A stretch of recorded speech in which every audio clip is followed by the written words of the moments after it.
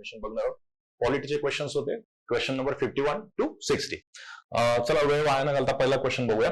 First question होता, संविधान सभेच्या मागणीबद्दल खालील विधाने विचारात घ्या. एक तुम्ही हे स्टेटमेंट बघितल्यानंतर तुम्हाला काय करायचंय, लगेच खाली बघायचं की कुठल्या विधाने बरोबर आहेत. याच पद्धतीने सिक्वेन्स ठेवा. अगोदर बघा वरती की विधाने विचारात घ्यायला सांगितले आणि खाली लगेच बघायचं विधाने बरोबर आहेत की चुकीचे आहेत ते विचारलेलं, म्हणजे आपल्याला स्टेटमेंट वाचताना क्वेश्चनचा रोग काय असेल ते कळत आहे. पहिलं विधान, महात्मा गांधींनी संविधान सभा असा स्पष्ट उल्लेख न करता भारतीय राज्यघटना तयार करण्यासाठी एक सभा असावी अशी मागणी केली. हे स्टेटमेंट बरोबर आहे का?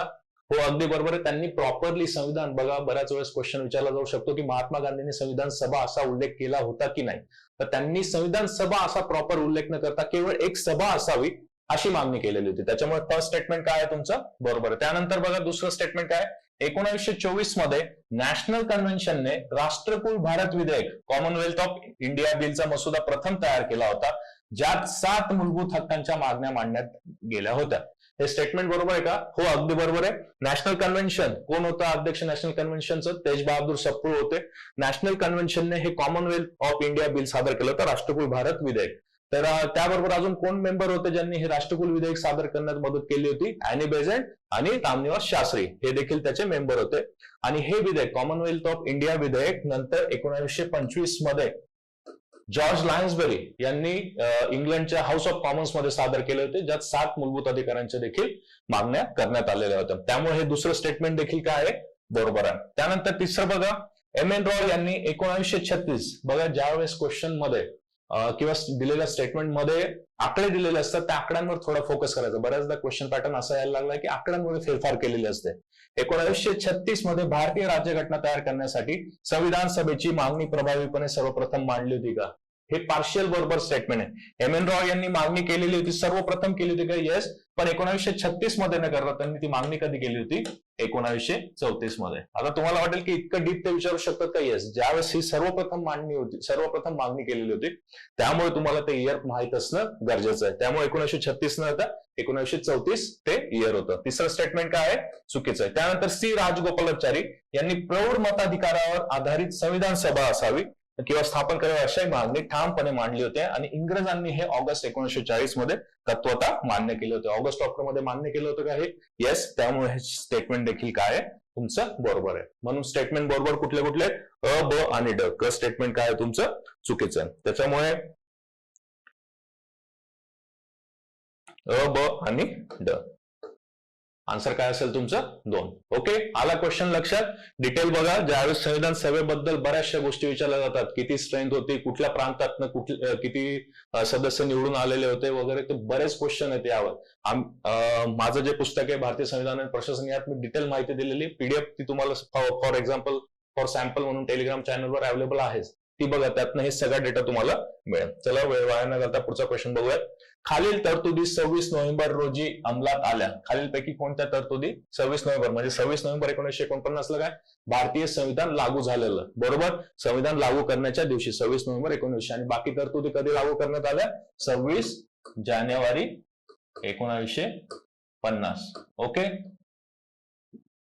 तर ज्यावेळेस हा अभ्यास करता त्यावेळेस तुमच्या मनात नुसतं पाठांतर करू नका, घोकू नका सब्जेक्ट. तुम्हाला काय करायचं की विचार करा मनात की अरे याच तरतुदी का अगोदर लावण्यात आल्या आणि बाकीच्या तरतुदी 26 जानेवारीला का लावण्यात आल्या? तर या तरतुदींशिवाय काम होणं इम्पॉसिबल होतं, म्हणून या तरतुदी इमिजिएटली लागू करणं गरजेचं होतं. म्हणून संविधान लागू करण्याच्या दिवशीच ह्या काय झालेल्या तरतुदी लागू करण्यात आल्या होत्या. तर बघूयात कुठल्या तरतुदी लागू करण्यात आल्या होत्या. नागरिकत्वाची तरतूद लागू करण्यात आली होती का? येस. कलम 5 to 9. बाकी पुढचं 10व 11व कलम नंतर लागू झालेलं. त्यानंतर निवडणुका 324 कलम येस लागू झालं होतं. त्यानंतर तात्पुरती संसद व तिचे सभापती उपसभापती ही तरतूद पण लागू केली होती का? हो. त्यानंतर हंगामी संसद आणि हंगामी विधानमंडळ ही तरतूद लागू केली होती का? हो. त्यामुळे वरीलपैकी सर्व हे तुमचं आन्सर असणार आहे. टोटल 8 तरतुदी हे संविधान लागू करण्याच्या दिवशीच लागू करण्यात आल्या होत्या. ह्या 4. त्या व्यतिरिक्त राष्ट्रपती शपथ,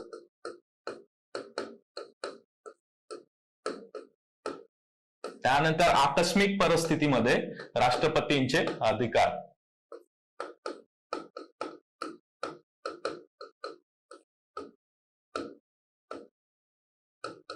त्यानंतर व्याख्या अर्थ बोधन आणि संविधानाचे संक्षिप्त नाव. वरील 4 आणि ह्या 4 तरतुदी 26 नोव्हेंबर 1949 रोजी लागू करण्यात आल्या होत्या. होमवर्क, या सगळ्यांचे कलम तुम्हाला बघायचे.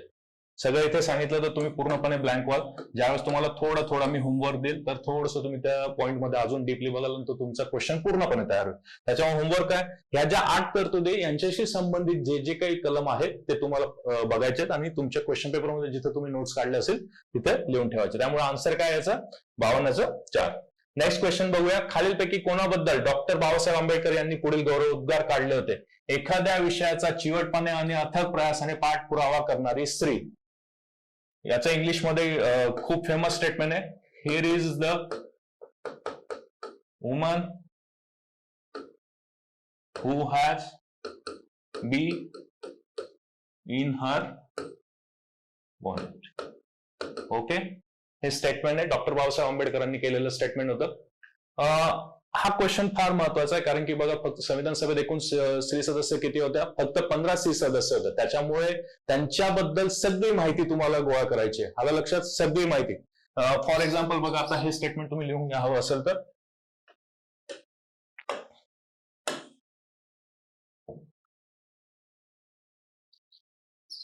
ह्या 15 स्त्री सदस्य होत्या.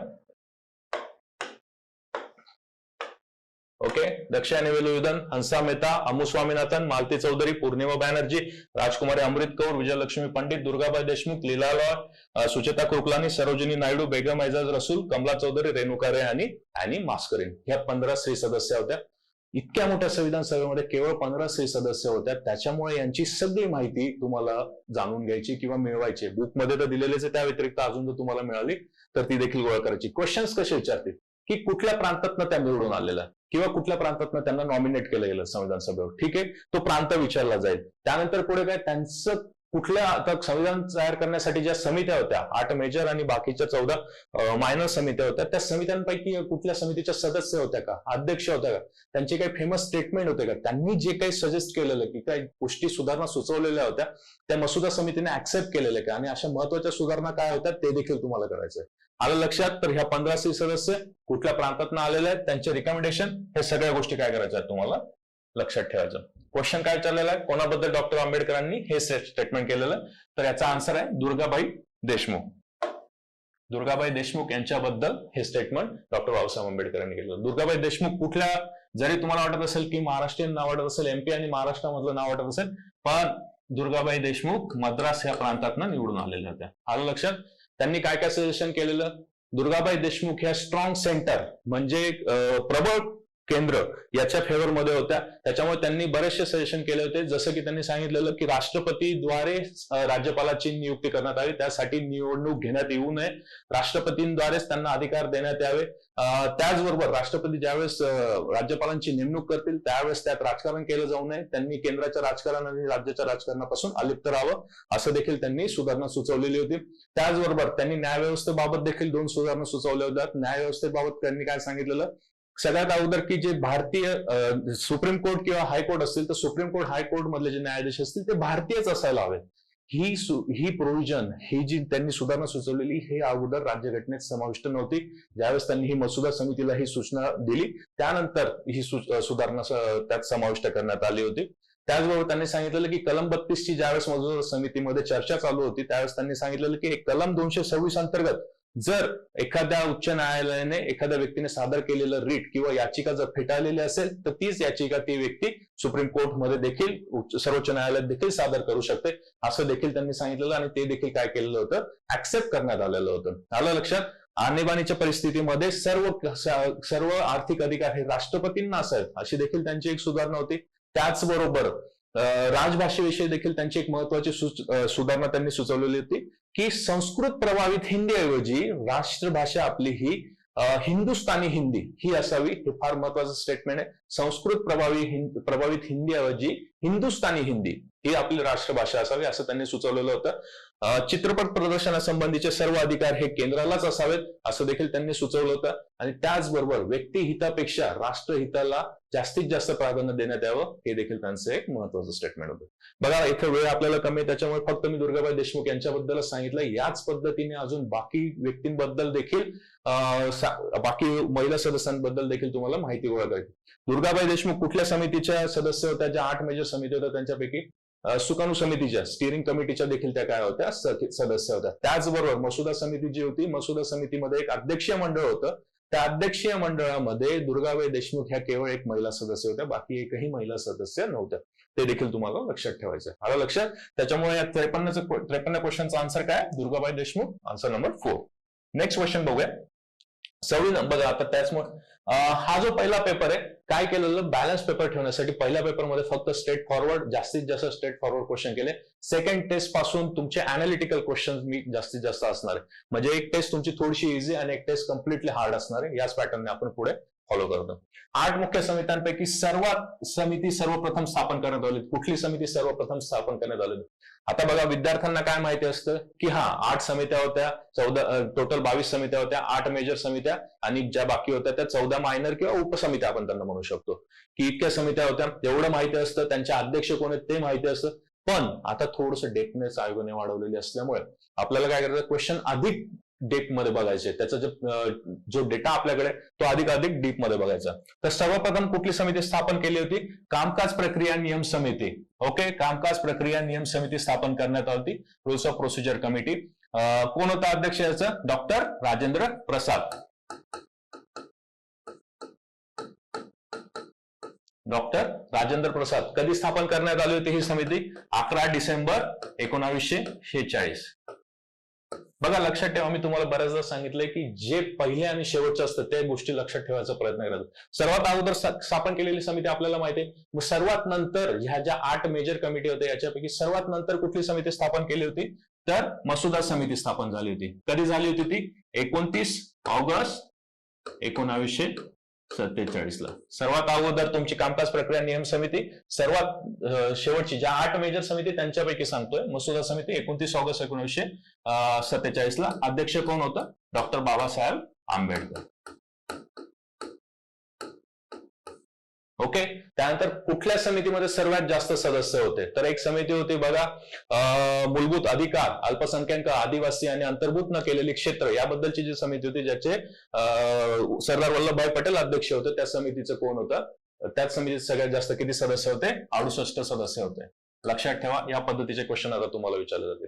टोटल समित्या किती होत्या? 22. ओके, त्यांचं 2 मुख्य प्रकारांमध्ये विभाजन केलं होतं. हे 8 आणि 14 हे तर आपल्याला माहिती आहे. पण कामकाज प्रक्रियेशी संबंधित म्हणजे जे कामकाज कसं केलं जावं याच्याशी संबंधित समित्या होत्या आणि विविध मुद्द्यांविषयीच्या समित्या असं त्यांचं विभाजन होतं. त्यात 8 ज्या होत्या त्या मेजर आणि बाकीच्या 14 मायनर. त्यात क्वेश्चन कसे विचारले जातील? Straight forward question. कुठल्या समितीचे कोण अध्यक्ष होते? त्याच्यानंतर त्या समितीत अध्यक्षांव्यतिरिक्त इतर कोण सदस्य होते? त्यात अजून थोडं डेपली बघितलं तर त्या सदस्यांमध्ये महिला सदस्य कोण होते? त्यानंतर त्याच्या पुढची लेवल काय असणार आहे की कधी ती समिती स्थापन झाली? त्यानंतर पुढचा क्वेश्चन काय असणार? त्या समितीने काय काय कार्य परफॉर्म केले? आलं लक्षात? ज्या 14 उपसमित्या होत्या त्यांचे आता यांचे जे अध्यक्ष होते ही सर्व संविधान समितीचे सदस्य होते का? तर नाही. अशा 2-3 समित्या होत्या ज्या 3 समित्यांचे अध्यक्ष जे होते ते संविधान सभेचे सदस्य नव्हते, ते बाहेरचे मेंबर होते, एस के दार वगैरे. आलं लक्षात? तर ते तुम्हाला बघायचं आहे. म्हणून याचा आन्सर काय आहे? 54चा आन्सर नंबर 3 कामकाज प्रक्रिया नियम समिती, rules of procedure committee. Okay, त्यानंतर खालील विधाने विचारात घ्या आणि बघा मी तुम्हाला सांगितलं खालील विधाने विचारात घ्या आणि वरीलपैकी कोणती विधाने चूक आहे हे ओळखायचंय. नीट लक्षात घ्या, चूक विचारलेलं आहे. ओके, तर अगोदर खालील विधान विचारात घ्या. 21व्या घटना दुरुस्ती कायदा 1970 अन्वये सिंधी या भाषेचा 8व्या परिशिष्टात समावेश करण्यात आला. पूर्णपणे हा जो क्वेश्चन आहे 8व्या परिशिष्टाशी संबंधित क्वेश्चन. 8व्या परिशिष्टामध्ये काय दिलेलं आहे तुम्हाला? 8व्या परिशिष्टामध्ये राज्यघटनेने मान्यता दिलेल्या भाषांची यादी दिलेली. किती भाषा आहेत राज्यघटनेने मान्य दिलेल्या? सुरुवातीला किती भाषा होत्या? 14 भाषा होत्या. त्यानंतर किती भाषा ऍड केल्या गेल्या?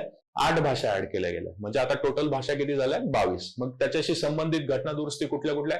21वी घटना दुरुस्ती जे पहिले दिलेलं 21वी घटना दुरुस्तीमध्ये काय होतं, सिंधी ही भाषा ऍड करण्यात आली. ओके, त्यानंतर पुढची घटना दुरुस्ती काय होती, 71वी. त्यात काय केलं, त्यात 3 भाषा ऍड केल्या गेल्या, कोकणी, मणिपुरी आणि नेपाळी. 3 भाषा त्यात समाविष्ट करण्यात आल्या. मग टोटल भाषा किती झालं, 14 आणि 4 18 भाषा झाल्या. आणि त्यानंतर आलं तुमचं 92वी घटना दुरुस्ती. 92व्या घटना दुरुस्तीने काय केलं, बोडो, डोंगरी, मैथिली, संतिली ह्या 4 आणखी भाषा ऍड करण्यात आल्या. म्हणजेच त्या 14 आणि ह्या नंतर विविध घटना दुरुस्तींनी ऍड केलेल्या 8 भाषा, अशा एकंदरीत किती भाषा झाल्या तुमच्या, 22 भाषा झाल्या. ठीक आहे. आणि अजून एक घटना दुरुस्ती होती 96वी घटना दुरुस्ती, ज्याच्याने काय केलं, ओडिया ह्या शब्दाचा भाषेचा उच्चार बदलून त्यांनी काय केलं, ओडिया केलं. रीच्या ऐवजी काय केलं त्यांनी, डी केलेलं आहे. आलं लक्षात. म्हणून 4 घटना दुरुस्ती कुठल्या कुठल्या, 21, 71, 92 आणि 96 8व्या परिशिष्टामध्ये.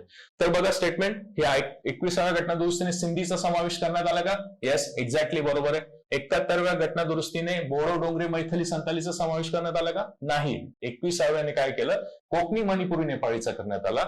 आणि 92ने बोडो, डोंगरी, मैथिली आणि संतालीचा करण्यात. हे स्टेटमेंट काय केलेलं आहे, आपण फिरवलेलं आहे, फक्त इंटरचेंज केलेलं आहे. त्यानंतर 96व्या घटना दुरुस्तीने 2000 ओरिया भाषेचा उच्चार बदलून ओडिया केला का, येस, हे स्टेटमेंट देखील बरोबर आहे. आणखी एक स्टेटमेंट दिलं 8व्या परिशिष्टात, इंग्रजी भाषेचा देखील समावेश होतो का समावेश इंग्रजी भाषेचा, तर नाही, इंग्रजी भाषेचा समावेश होत नाही.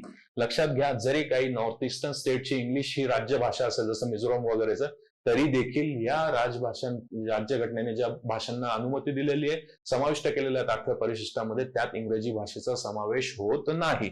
लक्षात ठेवायचं आहे स्टेटमेंट. त्याच्यामुळे कुठले कुठले स्टेटमेंट चुकीचे, आपल्याला काय विचारलंय, विधाने चुकीचे आहेत, ब, क आणि ई, ब, क आणि ई. त्याच्यामुळे आन्सर काय असणार आहे तुमचं, 3. 55 नंबरच्या क्वेश्चनचं आन्सर काय तुमचं, 3. चला पुढचा क्वेश्चन बघूया. प्रास्ताविकेतून आपणास कोणत्या प्रकारचे स्वातंत्र्य अभिप्रेत आहे. प्रास्ताविकेबद्दल काय काय क्वेश्चन विचारले जातात, अगोदर ते बघूयात. प्रास्ताविका अगोदर कुठल्या देशापासून ही संकल्पना घेतली आहे, प्रास्ताविका म्हणजे काय, प्रास्ताविकेचं जे पेज आहे ते कोणी डिझाईन केलेलं आहे, प्रास्ताविकेचे जे पेज आहे त्याच्या 4 कॉर्नर्सला कुठले कुठले प्राणी आहेत, प्रास्ताविकेशी संबंधित 3 फेमस खटले आहेत, ते फेमस खटले कुठले कुठले, प्रास्ताविका कधी बनवण्यात आली, प्रास्ताविका कधी लागू करण्यात आली, हे देखील तुम्हाला बघायचं आहे. त्यानंतर प्रास्ताविकेत दिलेले शब्द, प्रास्ताविकेचे जे टेक्स्ट आहे त्या शब्दांचे तुम्हाला सिक्वेन्स विचारला जायला लागलेले, आता की सिक्वेन्स काय असणार आहे, कुठले सिक्वेन्स कुठले वर्ड्स काय सिक्वेन्स मध्ये आलेले आहेत, त्यानंतर कुठल्या घटना दुरुस्तीने कुठले शब्द टाकण्यात आलेले आहेत, हे देखील विचारलं जातं. पुढचा क्वेश्चन, प्रास्ताविकेतून आपणास काय मिळते, हा देखील प्रश्न विचारला जातो तुम्हाला. त्यानंतर जे प्रास्ताविकेत बघा, एकदा प्रास्ताविकेचं पेज इकडे आपण घेतलेलं आहे.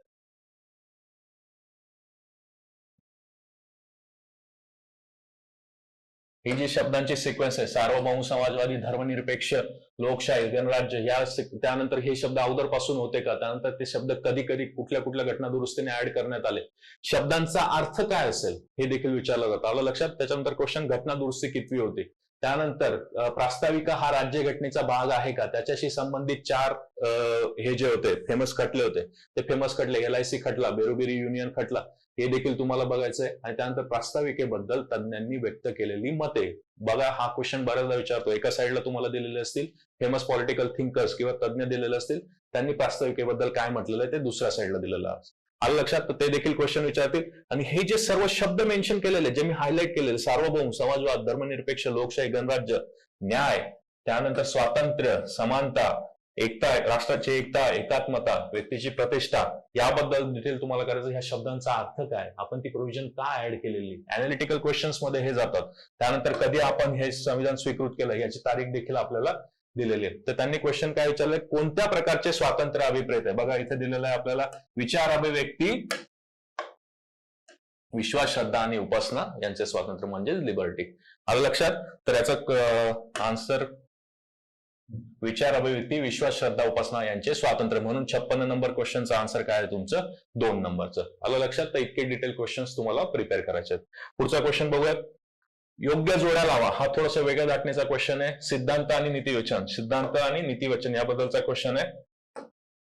सिद्धांत म्हणजे काय, डॉक्ट्रिन, आणि नीतिवचन म्हणजे काय, मॅक्झिम. ज्या विद्यार्थ्यांना इंग्लिशमध्ये प्रिपरेशन करतात त्यांना इंग्लिशमध्ये देखील, त्यामुळे ते वर्ड्स मी देतोय. ओके, सिद्धांत आणि नीतिवचन.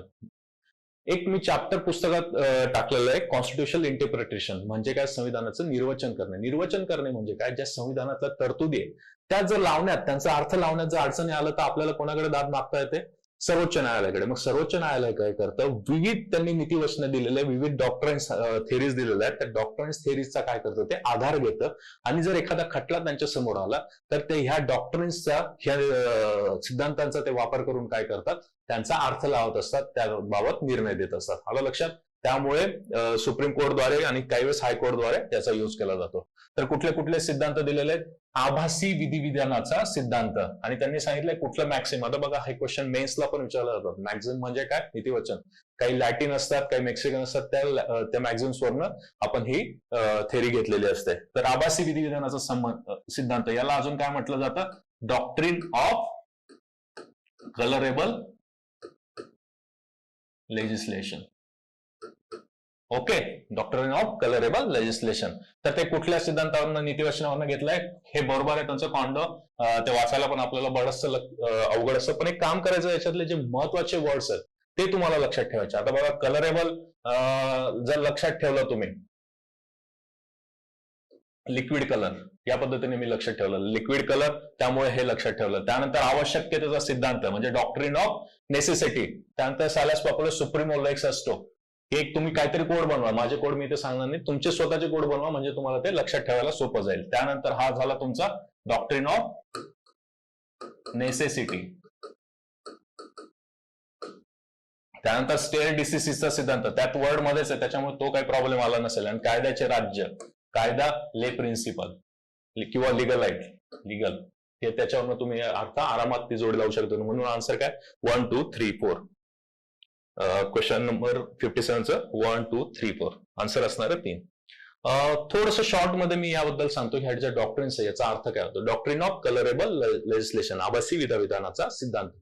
याच्यामध्ये सांगितलेलं आहे की जे प्रत्यक्षपणे करता येणार नाही ते अप्रत्यक्षपणे पण करता येणार नाही, असं त्याचा एक मराठीत आपल्याला अर्थ दिलेला आहे. म्हणजेच काय, जर विधिमंडळाला एखादा कायदा करायचा असेल पण राज्यघटनेच्या मर्यादेत राहून तो कायदा करता येत नसेल, तर मग विधिमंडळ काय करतं, त्याला अशा पद्धतीने बनवतं किंवा अशा पद्धतीने त्याला रंगवतं, कलरेबल अशा पद्धतीने त्याला रंगवतं की तो वैध असल्याचं ते भासवायचा प्रयत्न करतं. पण सुप्रीम कोर्ट काय करतं, त्यांना लक्षात येतं की हा कायदा वैध नाहीये, त्याच्यामुळे तो कायदा काय करतात, ते अवैध घोषित करतात, इलिगल घोषित करतात. बघा, विधानमंडळ कुठल्या कुठल्या कलमांतर्गत किंवा परिशिष्टांतर्गत कायदे करू शकतं. कलम नंबर 246, राज्य आणि केंद्रांमध्ये, केंद्र आणि राज्यांमध्ये अधिकाराची विभागणी, त्याच्याबद्दल तिथे कायदे करायचा अधिकार असतो. आणि त्याचबरोबर आणखी परिशिष्ट,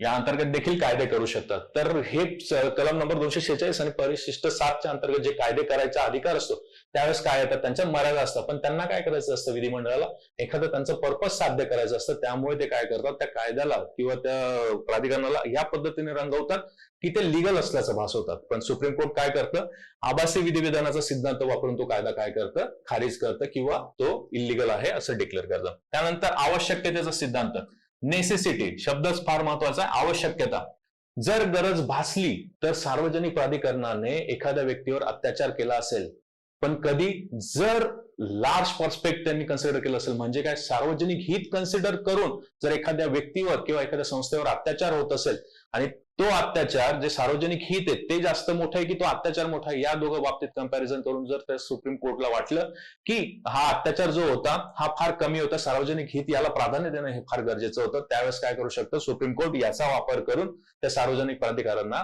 किंवा त्या अधिकाऱ्याला काय करू शकतं, माफ करू शकतं. आलं लक्षात, शॉर्ट मध्ये मी तुम्हाला सांगितलेलं आहे. त्यानंतर स्टेअर डिसिसीसचा सिद्धांत, स्टेअर डिसिसीस याचा एक अर्थ होतो, आम्ही जे केलेलं आहे त्याला आम्ही जे केलेलं आहे त्याच्या पाठीशी तुम्ही खंबीरपणे उभं राहा. जे काही आम्ही गोष्टी केलेल्या आहेत त्याला तुम्हाला काय करायचंय, सपोर्ट करायचा. म्हणजेच काय, जर सर्वोच्च न्यायालयाने एखादा कायदा केलेला असेल तर तो भारतातल्या सगळ्या न्यायालयांना काय करावं लागेल, पाळावा लागेल. किंवा जर कुठलंही न्यायालय एखाद्या प्रकरणाचा निकाल देत असेल तर त्याने काय ठेवायला पाहिजे समोर, सर्वोच्च न्यायालयाने अगोदर जे काही निर्णय दिलेले आहेत ते डोळ्यासमोर ठेवायला पाहिजे, त्याला सर्वोच्च मानून मग आपले डिसिजन द्यायला पाहिजे. आलं लक्षात, कुठे याचं आपल्याला उगम सापडतो बरं, कुठे अजून आणखी हे आहे का याची प्रोव्हिजन केलेली का, आर्टिकल 141. आर्टिकल 141 मध्ये काय दिलेलं आहे, सर्वोच्च न्यायालयाने केलेला कोणताही कायदा इतर सर्व दुय्यम न्यायालयांवर काय असतो, प्रभावी असतो. इन शॉर्ट जर सांगायचं झालं तर हे तुम्हाला आर्टिकल 141 लक्षात ठेवायचं आहे. आलं लक्षात? म्हणजे सर्वोच्च न्यायालय सगळ्यात मेन असणार आहे आणि बाकीचे न्यायालय हे काय असणार आहे, त्यांना सर्वोच्च न्यायालयाच्या सगळ्या गोष्टी काय असतील,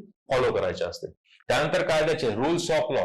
ओके, कायद्याचे राज्य हे आपल्याला तर सगळ्यांनाच माहिती आहे. कायद्याच्या राज्याबद्दल की कुठल्याही मनमानी पद्धतीने राज्यकारभार न चालवता कायद्याच्या तत्वांमध्ये बसून तो काय करायचा, आपल्याला कायद्याचे राज्य ही संकल्पना राबवायची आहे. आलं लक्षात? तर हा क्वेश्चन पण बऱ्याचदा विचारलेला आहे कायद्याच्या राज्याबद्दल.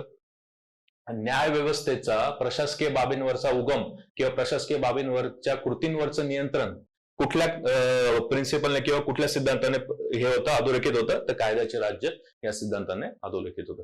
या 4 सांगितल्या आहेत. अजून जवळपास टोटल 16-17 आहेत. त्या 12 वाक्याच्या तुम्हाला पीडीएफ मध्ये मिळतील किंवा बुक मध्ये देखील मिळतील.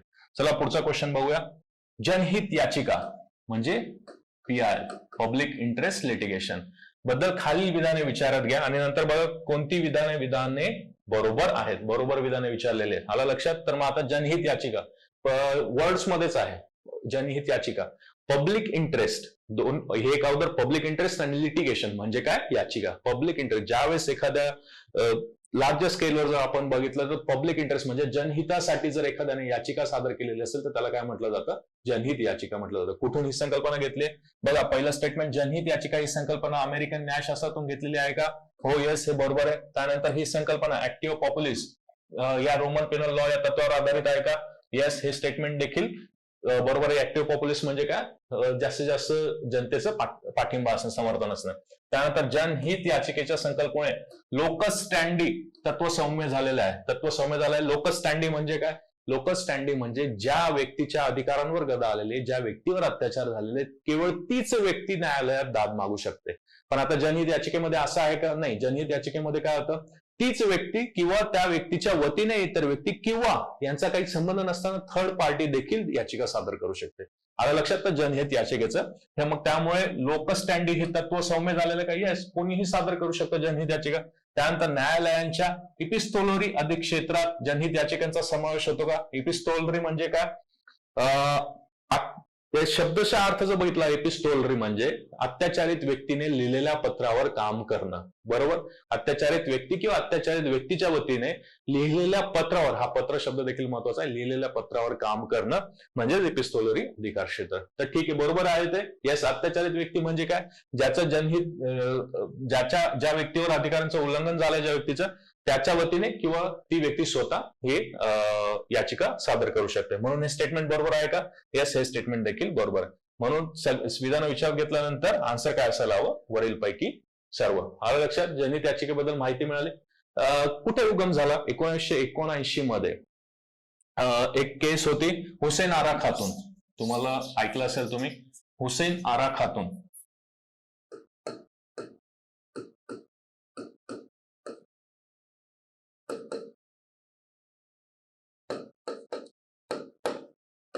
हुसेन आरा खातून विरुद्ध बिहार राज्य प्रकरण 1979चं. त्याकाळी इंडियन एक्सप्रेसने एक न्यूज दिली होती की बिहारमध्ये जे कैदी आहेत जेलमध्ये त्यांच्यावर प्रचंड अत्याचार होत आहेत. मग त्या अत्याचारांच्या विरुद्ध कपिला हिंगोरनी यांनी काय केलं, एक याचिका सादर केली होती, सर्वात पहिली याचिका, तर सर्वोच्च न्यायालयामध्ये. तर त्या काय झालं, त्या याचिकेमध्ये हा जो हुसेन आरा खातून हा कैदी होता, याच्या नावाने ती याचिका सादर करण्यात आलेली होती. म्हणून या प्रकरणाला हुसेन आरा खातून विरुद्ध बिहार राज्य प्रकरण म्हणतात. त्यात बऱ्याच कैद्यांच्या सह्या देखील होत्या आणि हे प्रकरण इतकं गाजलेलं की जवळपास 40,000 कैद्यांची भारतामध्ये सुटका त्या प्रकरणामुळे झाली होती.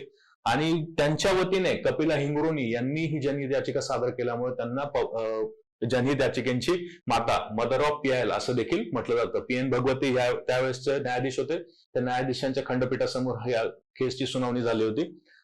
तर ह्या गोष्टी थोड्या महत्वाच्या आहे. आणि एक SP गुप्ता म्हणून एक प्रकरण याच्याशी संबंधित आहे, ते तुम्हाला होमवर्क आहे, त्याची माहिती तुम्हाला घ्यायची. आलं लक्षात?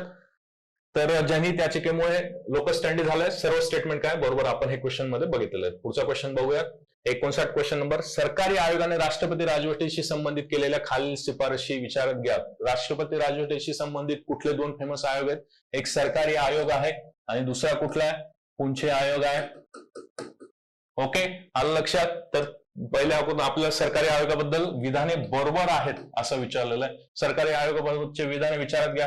कलम 356चा वापर केवळ अपरिहार्य परिस्थितीमध्ये आणि केवळ शेवटचा उपाय म्हणूनच केला गेला पाहिजे. अगदी बरोबर सरकारी आयोगाने हे सुचवलेलं होतं.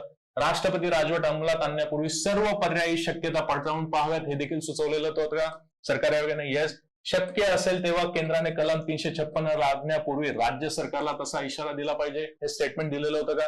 येस. राज्यपालांचा अहवाल हा लक्षवेधक दस्तऐवज, स्पीकिंग डॉक्युमेंट म्हणजे